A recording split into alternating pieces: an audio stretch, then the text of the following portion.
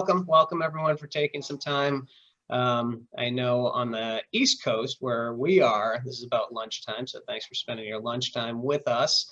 On the West Coast where Melissa is, people are just finishing their coffee, so so thank you for joining us on your coffee break. So today my guest is Melissa Tossetti. Melissa is a best-selling author of the book Living the Savvy Life, The Savvy Woman's Guide to Smart Spending and Rich Living. Melissa has, in addition to writing the book, she's been very active in speaking around the country about personal finance, cash flow, planning, and things like that. And she's presented hundreds of times at different events and webinars such as these. Melissa and I have been working together for probably about 5+ years or now. She's helped a number of my clients with budgeting and just trying to get, really take control of their cash flow. And my wife and I actually were a client of hers as well. So we went through her program, and I can vouch firsthand for how effective it actually was. What I find most compelling about Melissa is that she's not just going to tell you to stop spending money. So this is not going to be like dieting where you say, stop eating. And in her case, she's not going to say stop spending. Instead, what she's going to talk about is just be a lot more purposeful with your spending. And, don't waste money on things that aren't important to you personally.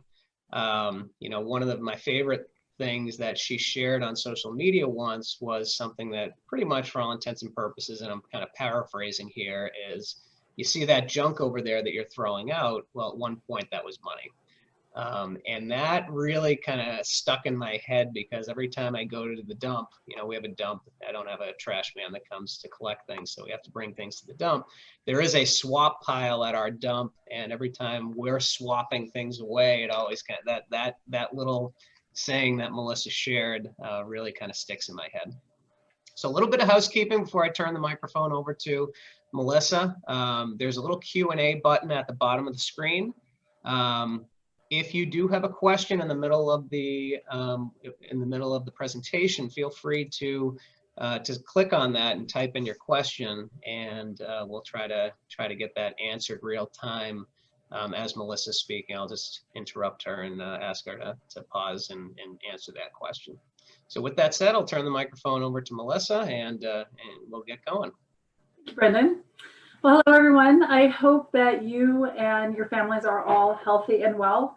2020, it's been a year. I'd actually like to start today's presentation with a story that began on March 14th. It was a Saturday night.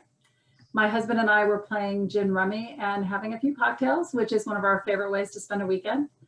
And a little after 10 o'clock, I broke my cardinal rule for the evenings. I looked at my phone. And that's when I saw the announcement that our county was shutting down due to COVID-19. So our relaxing weekend fell apart in that moment as we began to scramble, because my husband owns his own martial arts school. And we've been anticipating the shutdown, so we immediately initiated a plan we created to shift teaching his classes online for a few weeks, right? Little did we know that the 2 weeks we expected to teach virtual classes would actually be 13.5 weeks, a little over 3 months. And then when the county allowed us to reopen the school in June, it required extreme safety protocols, all of which took time to research, to acquire, to communicate, and to execute. That lasted about 6 weeks until COVID cases spiked, and we were forced by the county to shift our classes to the parking lot, canceling intermittently depending on the air quality of each day due to the fires in California. So all of this is challenging enough, but outside of COVID, life happens. A few weeks prior to the pandemic wreaking full havoc, my very healthy, vital 51-year-old husband had a heart attack. And so all of these fiery COVID hoops were jumped through as we worked to gain his health back. That's just my story. Every single person has struggled in one way or another over the last 8 months. My friend Matt owns a bar and had a similar trial keeping his business open, actually contracting and recovering from COVID himself. My stepmom, Linda, is living isolated on our family farm in the middle of, out in farm country in California. She's still mourning my dad. My single friends are lonely, not just from not being able to go out, but feeling even more isolated due to being forced to work from home.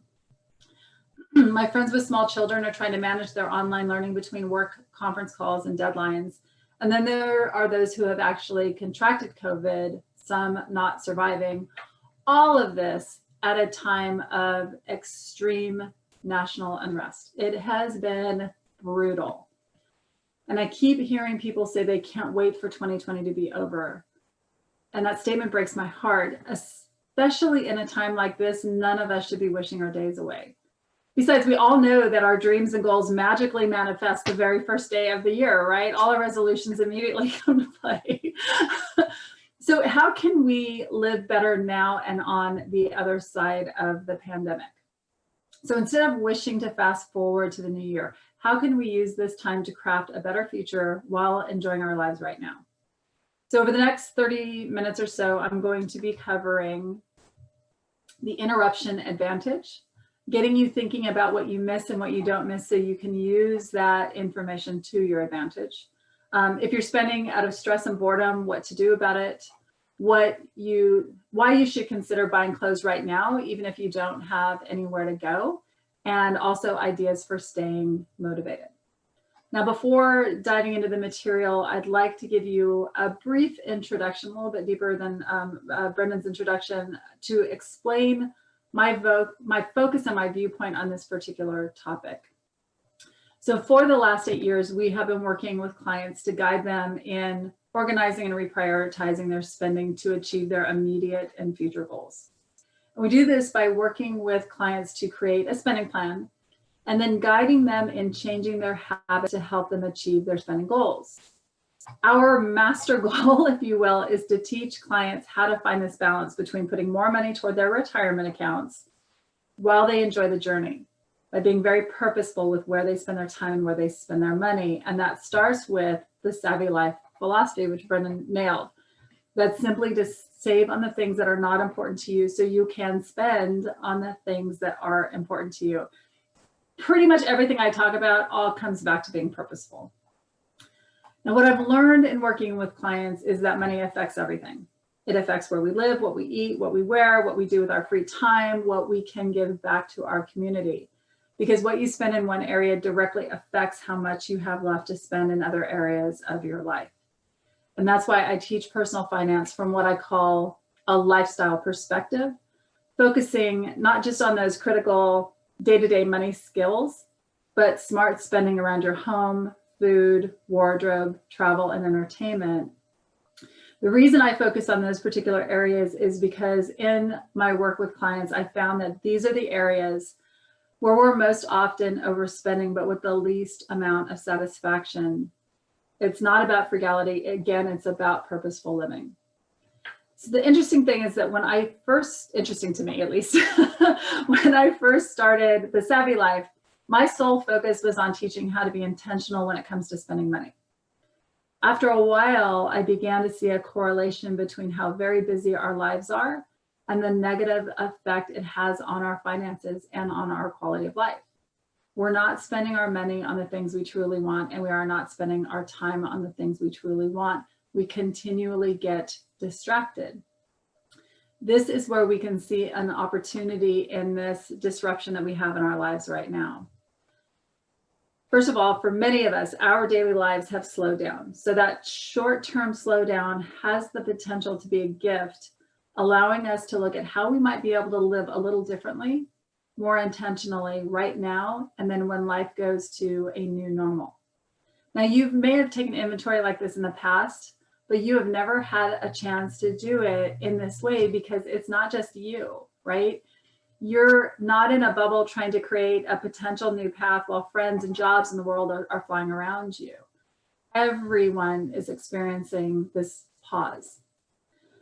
This is particularly beneficial because while you're trying to look at your life differently, you're not getting bombarded with social engagements and pressure. So in my experience of being a human and in working with clients, I have learned just how powerful the influence of others can be on our lives. On a regular basis, we are being influenced to spend our time and our money in a certain way. Invitations ranging from a simple lunch to, hey, travel to Scotland with us. That's pretty much how my husband and I found ourselves in the Highlands of Scotland. And, you know, it was an epic adventure and one I'm grateful that we said yes to, but it was different from the path we were planning. We were planning on going to Scotland, but just not at that particular time. So positive or negative, we are influenced in how we spend our time and money by those around us. That is until March 2020. So you can take a moment now and think about how much is your life influenced by those around you. Again, it's so easy to have our lives unconsciously directed by others. From the invitations we accept, that taking time and money away from other things that we might want to do more. So this is not about letting go of your friends. This isn't about saying no to serendipitous adventures like our trip to Scotland. It's simply an opportunity to evaluate, and if you choose, to take time to edit. So right now, because there's very little, if any, social pressure, we have that physical and mental room to take time to evaluate where you've been spending your time and money. And then if you'd like to do some editing. Right. Sounds easy. I'm going to evaluate my life. I'm going to do some editing. How do you do that? What does that actually look like? Well, the easiest way to start is by thinking about what you miss from your normal life because it comes top of mind, right? So a couple questions. Do you miss relaxed dining experiences where you don't have to wear a mask? Do you miss meeting up with friends or entertaining at your home? Do you miss concerts, going to the theater, live experiences, right? Do you really miss vacations away from home, adventure travel, exploring new places, culture, and food? By taking conscious stock of what you're missing, you're able to clarify what you want to rebuild your life around when we do slip into a new normal. But we have been in some form of lockdown for 8 months. We really don't know when that new normal is going to be. So while it is important to design what you want life to look like in the future, it is equally important to enjoy the present. So you may remember in the first few months of lockdown, there was this flurry of doing. We decluttered, we baked bread, we went on walks. But as lockdown continued, understandably, we lost steam. So those activities were no longer unique. So what else can we do in the short term before we get back to that new normal? I'm going to talk about some ideas a little later in the presentation, but meanwhile, if you've been doing anything unique to keep yourself sane, I would actually love to hear about it in the Q&A section. And then Brennan can read your comments at the end of the presentation. I'm all about getting fresh ideas from folks. One of the most popular YouTube videos that my business partner and I filmed, excuse me, two most popular, they were things to do while sheltering in place that we curated from our clients, from readers of our articles and from our family and friends. So the videos reminded me that I don't have all the ideas, but I'm surrounded by people that have other ideas. So let's go ahead and curate those. So meanwhile, during this quieter time of living, why not purposefully set aside money that you're currently not spending to build a vacation savings account or even a serendipity account? You may be familiar with a vacation savings account, but might not with a serendipity account because I would like to think that I was the one that made it up. I actually got the idea while working with a family in Massachusetts over the winter. They are true adventurers. They do everything from these extended weeks-long hiking trips to months-long sailing excursions. And so while they were working on saving for various planned travel, they actually struggled with the idea of opportunity travel. On one of their sailing adventures, they had met another family with similar travel goals. It was a family that they had kept in contact with. And one year that family called them to say that they were taking their sailboat through the Panama Canal and asked if my clients wanted to join them to help them go through the passage. So of course they jump on this once in a lifetime opportunity, but from there, this idea of opportunity travel really stuck with them. So he said, as an example, if a friend called and asked if we could help them sail around New Zealand, we want to be able to say yes while still being financially responsible. And so we created their serendipity savings account for those activities. On top of their vacation savings, they're feeding this account on a monthly basis so they can say yes to the things that pop up. So you can do the same thing right now. While your spending may be lower than normal, you can truly save that money and put it into a serendipity account if you don't have a specific trip or purpose in mind, or you're not quite sure what the opportunities are going to be in a post-COVID world. So I asked you what you miss while sheltering in place. I have an equally important question, and that is, what don't you miss? So this one actually takes a little bit more thought, because when we miss something, it's forefront of mind. When we don't miss something, it's not always top of mind, so we have to really think about it. So I'll trigger a couple ideas for you. Do you miss not being overscheduled? Do you miss not having to chauffeur the kids from one activity to the next? Or that social pressure that I talked about earlier? The amount of clients that have told me that they don't miss getting their nails done or spa experiences is really, really surprised me. And they volunteered that. I never tell anybody not to spend, but that has come up quite a bit.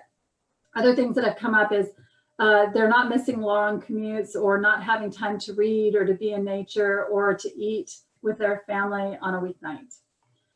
So once you've had an opportunity to think about what you don't miss, it's time to start the editing process. Yeah, I think I'll just jump in real quick with that example, Melissa. So one of the things I've heard from a lot of my clients is the gym memberships, like memberships that they know that at some point they should cancel, but they've never canceled. And gym membership seems to be the absolute number one. Now, with that said, Melissa and I are both, try to be healthy people. And so we would probably tell you not to get rid of that. But with that said, there are certainly memberships that I think a number of my clients have canceled because they finally just realized, let me just take the bull by the horns. I'm not using this membership, and money's going out the door each month. Right. Yeah. Yeah. It's been interesting too, the amount of people that have just found new ways to do all different kinds of things, because again, they have that moment to think about things differently versus just the speed of pace that we live, or the pace of speed that we live. Yeah. Well, we do have a client that just chimed in. She mentioned that she's walking a lot more frequently outside. She bought some snowshoes for the winter. Oh. She won a week at a cabin in a lake in New York from a charity, and she's bought some dance blouses and personal trainer. So she's made a couple changes. Doing it, yeah.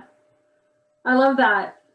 Yeah, I'll tell you about a little bit more of that in a few minutes, of just taking advantage again versus just allowing things to happen, right? Yeah. So, as I mentioned, keep what you enjoy, right? And then avoid falling back into what you don't miss. And this may sound very silly, but write it down. You can call it your post-COVID manifesto, right? We know how busy life can get. And if you do not define and write down what you want life to look like, it's just going to get too easy to get swept away when things come back to a new normal. You might also want to consider putting into play a way to continue this gentler way of living. We put our bodies and our minds through the ringer day in and day out, and we need to give it a chance to regenerate outside of sleeping. So for the past 8 years, I've been teaching a Savvy Holidays class, how to save time, money, and your sanity in the last 6 weeks of the year. The amount of tasks and to-dos that we try to squeeze into that are already overtaxed schedules in those last 6 weeks is absolutely criminal. And by the way, this all starts a week from now. We're hitting that time of year. So this is actually one of the reasons why so many people end up resenting the holidays rather than really enjoying them. And so one of the strategies that I teach in that session involves blocking at least 2 weeknights to relax at home. So your downtime days are for setting your slow cooker up in the morning before you leave for work, coming home, and then spending the evening enjoying that dinner that's already made and reading, watching TV, doing some kind of crafting. The reason downtime is so key, especially during the holidays, is because it gives our bodies a chance to recover from longer days of trying to get everything done, going in and out or going into heated rooms, out into the cold, back in again, which you guys experience far more than we do here in California. And then imbibing more heavily in delicious, rich holiday food and alcohol. Scheduling downtime goes a long way toward keeping you healthy while all your coworkers are getting sick. And it goes a long way to actually enjoying the holidays because of the balance that it gives. The funny thing about that tactic is I taught it for about 3 years before I asked myself why I wasn't doing it year round. Why was I saving this just for the last 6 weeks of the year? So on Tuesday and Thursday nights, you will find me at home reading, working on a relaxing project, or binging on Netflix with my son Dante. This is one of those strategies that goes a long way towards increasing quality of life. And the other strategy that I have since adopted that I have been teaching is to block at least one weekend a month to relax and stay at home. In a normal world, there is so much to do, so much to experience, but even the things that we look forward to can lose their shine when they're stacked and packed against so much. So blocking a weekend a month gives you a chance to relax and appreciate all the other weekends of doing. And one tool I highly recommend is a year at a glance calendar. I just got mine for 2021 yesterday. So you'll see me in a lot of webinars. I'm doing this because I'm always looking at my year at a glance calendars. I do use an online calendar. Of course, I have to, but the year at a glance calendars go a long way toward really keeping control of your overall time, and also not accidentally booking yourself, back-to-back weekends that would happen if you had a traditional calendar flip. And then one thing before I forget about the holidays this year, we're truly beginning to understand that there may be things we won't be able to do this year, as Brenda and I were talking about prior to the session. But this is an opportunity to focus on the details that we don't normally have. Again, usually the last 6 weeks of the year can be so stressful. So while the holidays may not look like we'd like them to look this year, consider what you do have control over and how you can make it that much more special and enjoyable by taking your time and being purposeful in those areas. Just keep in mind that the less you plan, the more you can focus on executing and enjoying the details of your plan. All right, so that editing process, you've got the tools for it. Let's talk about another thing that has been coming up in this time, which is spending out of boredom. 10 years ago when I started teaching Savvy Living, my icebreaker question was, have you ever walked into a store like Target or Costco for one item and walked out pushing a shopping cart loaded with bags? I now have an addendum question. Are you on a first name basis with your UPS driver that delivers your Amazon packages? In this time of stress and tedium, a lot of negative spending habits have become amplified. In our work with clients over the last 5 years, there's a pattern that we've seen where employees who are bored or who don't like their jobs, they're de-stressing on Amazon or Amazon type sites during their lunch hours. The funny thing that we've seen also, though, is that business owners and C-level executives have the exact same habit.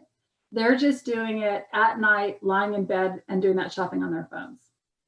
So for some people, it's stress that's triggering their spending. And for other people, they're getting triggered by things like Instagram, Pinterest, just basically social media sites in general. If this is something that you've recognized and you want to change, the first step is to identify when it happens, because that is going to help you to understand how to make change. What is triggering you, right? But during that process of trying to figure out what's triggering you, it is very important that you don't beat yourself up. It's only going to make things worse. And quite frankly, we are hard enough on ourselves as humans as it is. What you do want to do is, when you get the urge to spend, just think about what else could you do, right? Could you get away from your computer or put down your phone? Can you go for a walk during the normal time you find yourself spending out of boredom or stress? Could you declutter, giving yourself a physical reminder of your spending history? Can you spend time looking for a similar item that you already own? So this is one area where I feel like the pandemic actually helped us, because for a short amount of time, we were unable to get what we want when we want it, which was an alien experience for us. We were forced to get creative, and in so many ways that creativity led to a lot of very positive experiences. Yeah, I'll throw in a couple anecdotes there, Melissa, because that just resonated with me big time. You know, right in the middle, you know, you talked about the replace with a positive habit. We have 2 German Shepherds, and it seemed like every time the house was starting to degrade into a big chaotic mess because of whatever, you know, one of the kids was screaming, or, you know, I needed to get away from the computer or whatever, we'd just do a family walk with the dogs, you know, take the dogs for a walk. That was kind of our, I guess, positive habit to try to get out of the being trapped in the house. So I totally get that. And then the other thing was, you know, Melissa knows that I'm a big Costco guy. And so, you know, that story that she talked about resonates with me definitely, you know, firsthand. But we have downstairs in the basement, that's kind of our pantry. And, you know, every so often when you go to Costco and these stores, you know, you'll buy in bulk and just buy way too much. And so we have it stored on the shelves. So the good thing about the pandemic was that we were able to actually clear out some of that stuff and actually use some of it. And we were like, oh yeah, and the bread maker did get dusted off, and went back to the bread making and things like that. So definitely a couple positive things for my family with regards to the pandemic and trying to change some bad habits and replace them with positive ones. That's awesome. I'm a baker. It's one of my favorite hobbies, but I will confess I've gone through almost 50 pounds of flour since April. That was one of the gold standards. You know, trying to find flour was a really, really tough thing. The other thing that was really tough, and I totally overspent on it, was yeast. You know, yeast to make the bread rise. You know, no one could find yeast. I got 5 pounds of it in my fridge. I was giving some of it away because I knew I could go through all of that. I'm going to give it a try though. All right. Let's talk about spending in a positive way. So most of us haven't had to dress professionally, at least from the waist up, in months. And chances, I will actually confess this to you. So I got dressed, and for the presentation today, all of a sudden I realized I was still in my pajama bottoms. That is not normal. I don't do that. I always want to dress completely, but that was the first time I've had that moment of like, I have not had to walk out and be professionally dressed in, you know, very, very long time. So yeah, the struggle's real. So again, you know, chances are very high that we're going to continue working from home, at least into the first part of 2021. So the question is, do you really need to buy more clothes? And the answer is yes, no, and maybe. Well, it's tempting to use this time to save money by not spending on clothes. You have to be careful. If you go too long without bringing anything new into your closet, the probability of getting sick of everything you own skyrockets, which can easily trigger a binge shopping trip. And when we binge, we often make poor spending decisions. Even if you're not likely to fall prey to binge shopping, there is a real risk that after living in sweatpants and t-shirts for 9 months, you may need a few clothes to rejoin society. So for example, your size might have changed with all the extra time for online workouts, right? If you wait until you go back into the office, you might find yourself spending hundreds of dollars or more all at once to redo your wardrobe. It may make sense to start that rebuild process now and spread it over time. So you can still save money by buying fewer clothing items this year. In fact, actually, I love the idea of using this time to strategize and figure out what clothing purchases would enhance your current wardrobe. So it can shift you from this habit of buying clothes and begin a habit of curating, right? Picking and choosing. Another strategy I want to talk about real quick is the 5-piece French wardrobe strategy. This really focuses on quality over quantity items, bringing specific pieces into your wardrobe. The idea of it is for people that already have a fleshed out wardrobe It's a system for bringing new, fresh pieces into your closet. The idea is that every 6 months, you are on the lookout for 5 pieces that you are going to bring into your wardrobe. So this isn't about replacing anything. This isn't about your foundation garments, your socks, underwear, things like that. It's really about, a new top or a blazer or a skirt or whatever that might be. By limiting what you're bringing in, you become more picky and you make better spending decisions that actually benefit your wardrobe overall. Something I've implemented for quite a few years now, and most of my clients take and run with the idea. You can actually find more information about it if you Google just 5-piece fresh wardrobe. There's an article I've written, but there's plenty of other pieces out there on it. Now, if you have taken a pay cut or you have lost your job, then of course it makes sense to hold off or greatly reduce your spending on clothes until your financial situation normalizes. It also makes sense because if you find a job in an environment that requires a different wardrobe, by holding off or slowing your new purchases, you can wait and see what your clothing items, what your needs will be, okay? So what else do you need to make sure that you're maintaining outside of clothes? Well, like with clothes, home repairs are something that's very easy to put off. Problem with home repairs and putting them off is it's not something that we put off just during a pandemic. I worked with a couple in Fort Wayne, Indiana, who, while raising 5 kids, they put off their home repair projects for years, which was understandable because there was always something else to spend that time and money on. The unfortunate thing is when they went to sell their house to downsize, there were over $100,000 worth of repairs that needed to be done. It was devastating for them, and that has always stuck with me.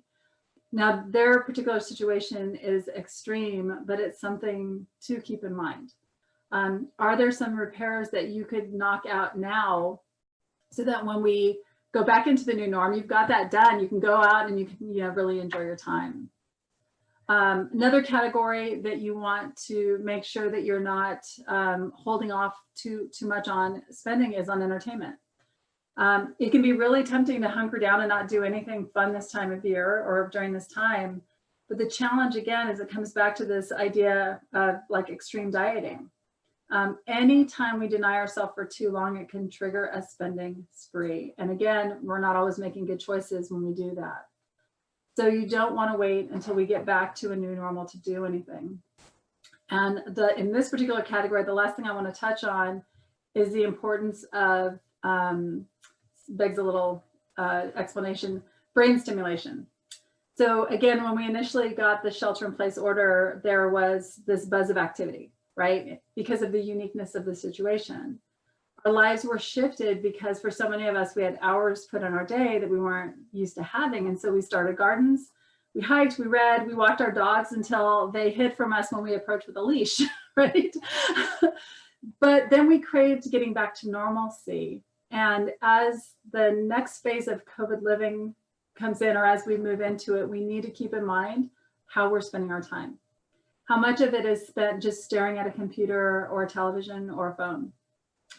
What other ways could you engage your brain? So could you read a different genre than you're used to? So if you're a historical fiction fan, could you pick up a science fiction book and try that? Could you learn an instrument or how to sing better on YouTube or masterclass? Try different puzzles than you're used to. Or take a beauty day. This is something I learned. Autumn Adami is the proprietor of a shop in San Francisco. She's somebody I met years ago. I have always been fascinated by her. She's an artist in the form of clothing, and she is one of those types of people that just lives and breathes her art every day. And about a week after the devastating fires that we had here in Paradise, California, and everybody was just raw, emotionally raw, she posted on Facebook about something that she had learned from her mentor who taught her the importance of beauty days. So this isn't a day at the spa. The idea of it is to go to a place of beauty and peace.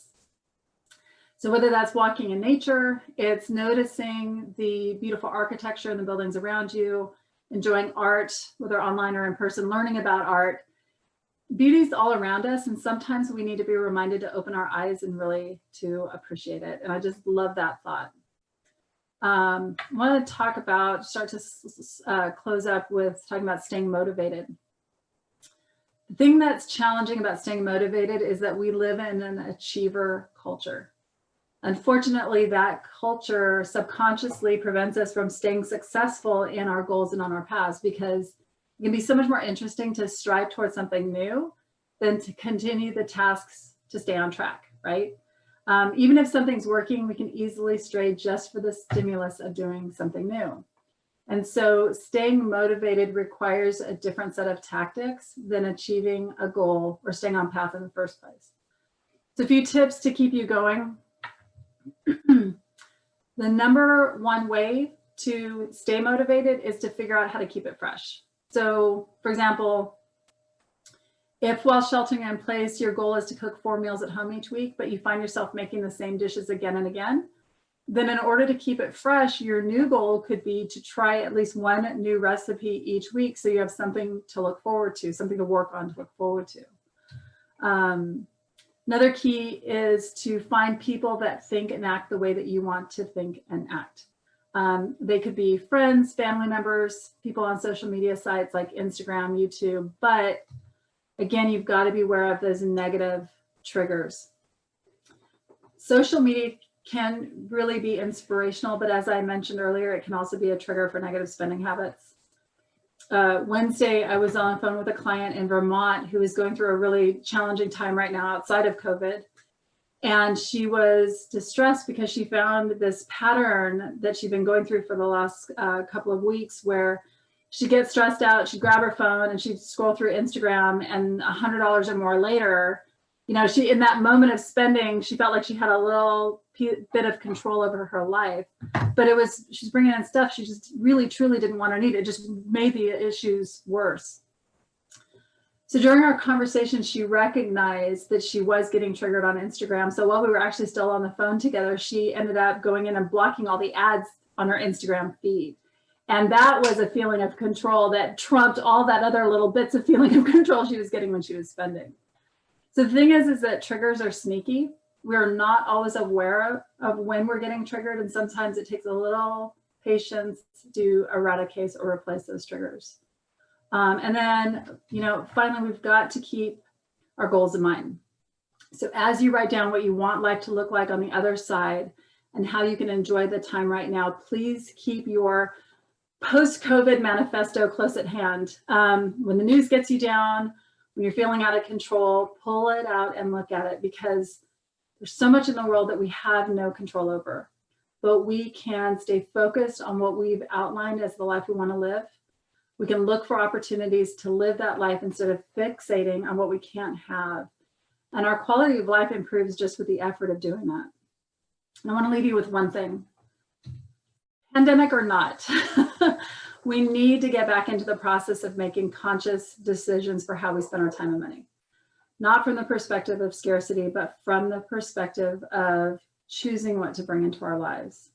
This is an incredibly difficult time. We can just endure it, or we can find pockets of purposeful pleasure. We can improve our situation now, and when we get on the other side of this very rough patch of history. I will leave you with that. All right. Well, thank you, Melissa. That was really good information. You know, the one thing that sticks out for me is actually turning the, you know, it's you know, you read this in just about every self-help book that's out there, but it's changing the lens that you look at the world through.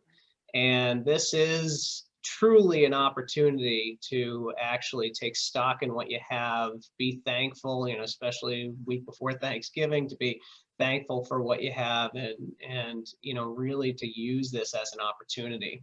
I think, you know, just anecdotally for me, you know, how many people do you know will talk about COVID in a negative way? Of course, there's plenty of people that talk about it in a negative way, but most people will talk about it in a very neutral and almost kind of a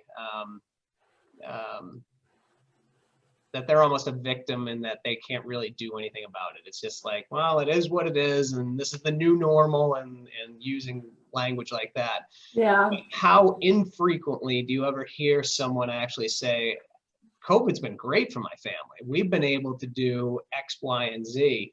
And it's just again, just looking at a challenging situation and just changing it a little bit so that you actually look at it in a positive way. And it changes the whole dynamic of things. And I think, you know, the message that you communicated, Melissa, today is one of that, you know, where you're really trying to tip COVID on its head and make it an opportunity, not something that actually happened to us. Yeah, and my personality naturally is I'm constantly looking for the positive. That does come to me naturally. It is not to say that I don't have my bad days, and I think that if we try to force this, okay, slap paint on it, or, you know, look for the unicorns and the rainbows, it's false. That's not going to work. It's okay to have those days where you're down. And just be okay with that. I think that the challenge is that it's really easy to stay down. And so, you know, be gentle on yourself. I think that it's more than anything, we just really need to be gentle on ourselves, but really look for the pockets of time. We're never going to have, I hope we'll never have a time like this again. But, you know, that while we do have more time, what can we do with it? Sure. Yeah. Well, any final thoughts before we sign off today, Melissa? I always love talking with you. I'm really glad we had this opportunity. See, opportunity. There you go. There it is. And again, it's funny because we did, you and I behind the scenes, we did say, oh, you have a workshop on actually taking advantage of this COVID thing. And that was the reason why I reached out to you and said, hey, you know, maybe we should get together and offer a workshop on this stuff. So, so again, you know, this is my shameless plug for Melissa. I've been a client. I've seen her work with some of my clients. She's excellent at what she does. Check out her website. Check out her book. Her book is online on Amazon. You can buy it right now. But, you know, definitely check that website out, thesavvylife.com. And it is The Savvy Life, not just Savvy Life, correct? Yeah, thesavvylife.com. So check that out right on the front page. If you ever did want to do some one-on-one counseling with Melissa, her pricing and everything is right there. You can schedule an initial call with her and try to figure out how to take advantage of this situation. So thank you. Yeah, thanks so much, everyone, for joining, and have a great day. Happy Thanksgiving. Thank you. Bye-bye. Bye.